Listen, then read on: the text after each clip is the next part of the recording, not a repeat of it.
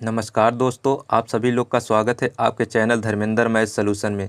देखिए, क्वेश्चन है बहुलक ज्ञात करना। ये एक ही सवाल हम लोग एक वीडियो में पढ़ेंगे। छोटा वीडियो रहेगा लेकिन बहुत अच्छे से समझेंगे, ठीक है। देखिए, क्वेश्चन दिया है कक्षा 9 के छात्र के एक समूह ने एक घर में परिवार के सदस्यों की संख्या के लिए एक क्षेत्र में 40 घरों पर एक सर्वेक्षण किया, जिसके परिणाम स्वरूप दी गई बारंबारता तालिका प्राप्त हुई है। आंकड़ों का बहुलक क्या है? तो देखिए, ये जो दिया है ये बकवास है।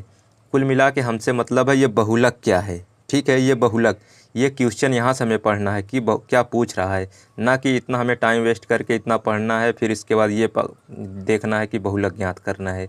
तो सीधे सीधे हम क्वेश्चन की ओर लेके चलते हैं। इतना ही मुझसे मतलब है कि क्या पूछा है और क्या निकालना है, हमें बहुलक निकालना है, ठीक है। तो देखिए, बहुलक निकालने के लिए हम सबसे पहले देखेंगे कि परिवार में संख्या है ना, तो इसमें देखेंगे यहाँ लिखेंगे एफ जी बहुलक। देखिए, बहुलक किसे कहते हैं? बहुलक जो सबसे बड़ा बारंबारता। देखिए, यहाँ परिवारों की संख्या है ना, इसमें सबसे बड़ी कौन सी है? इसमें सबसे बड़ी 12 है। तो ये 12 जो है ना, यही बहुलक है। क्या है? 12 यही बहुलक है, ठीक है। तो हम इसको बहुलक के रूप में बनाने के लिए क्या करेंगे, ऊपर से पहले F0 से लिखेंगे। किससे लिखेंगे? F0। फिर देखिए F1, फिर क्या लिखेंगे? F2। ये होता है। अब देखिए, ये L1 इसको लिखते हैं, इसको L2 लिखते हैं। इस बहुलक के जस्ट सामने L1 और L2 लिखते हैं, ठीक है। अब यहाँ से हम देखिए H का मान निकालेंगे। H का मान निकालने के लिए क्या करेंगे, L2 में से L1 घटा देंगे, मतलब कि 8 में से 6 घटाएंगे तो आ जाएगा H का मान आ जाएगा 2। H का मान कितना हो जाएगा? 2। ये देखिए H का मान 2, क्योंकि ये जो बहुलक है, बहुलक के जस्ट सामने उच्चिष्ट और निम्निष्ट हम निकालते हैं। अब देखिए, बहुलक का सूत्र देखते हैं कैसे होता है। बहुलक का सूत्र हम आपको लिख के बताते हैं। देखिए दोस्तों, बहुलक का सूत्र होता है, देखिए बहुलक का सूत्र होता है, बहुलक बराबर यहाँ लिखेंगे, बहुलक बराबर होता है यल प्लस, ये होता है एल प्लस, उसके बाद देखिए कोष्टक में लिखेंगे हम F1 minus F0, F1 minus F0 बटे लिखेंगे 2F1 minus F0 minus F2, ठीक। ये लिखेंगे, गुणे ऊपर यच लिखेंगे, ठीक है। ये सूत्र है। इसे हम सूत्र कई बार लिख लेंगे ताकि एकदम कन्फ्यूजन ना रहे कि ये सूत्र हमको याद है कि नहीं याद है, ठीक है।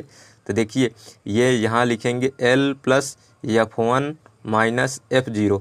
देखिए, यहाँ F1 माइनस F0 है तो यहाँ 2 केवल लगा दिए नीचे, 2F1 माइनस F0 ऐसे ही उतार लिए और माइनस F2 यहाँ लिख लिए, बस केवल एक F2 यहाँ बढ़ा दिए, वो गुणे H ऊपर रहेगा, ठीक है। अब देखिए, हम इसी में मान रखेंगे। तो मान रखने के लिए क्या करेंगे, L का मान क्या है? 6। तो इसके स्थान पे हम 6 लिखेंगे। यहाँ क्या लिखेंगे? 6 लिखेंगे, प्लस लिखेंगे, ठीक है। ये प्लस हो जाएगा। फिर कोष्टक में लिखेंगे F1 का मान कितना है? F1 का मान 12 है, तो यहाँ लिखेंगे 12। ये माइनस का चिन्ह है, यहाँ माइनस लिखेंगे। F0 का मान ऊपर है, ऊपर क्या है? 8 है, तो यहाँ 8 लिख लेंगे, ठीक है। और देखिए यच का मान अभी उच्चिष्ट में निम्निष्ट घटाएंगे तो यच का मान आ जाता है बहुलक के जस्ट सामने, तो यहाँ 2 आ जाएगा यच का मान, ठीक है। अब देखिए, इसको हम बटे के रूप में लिखेंगे।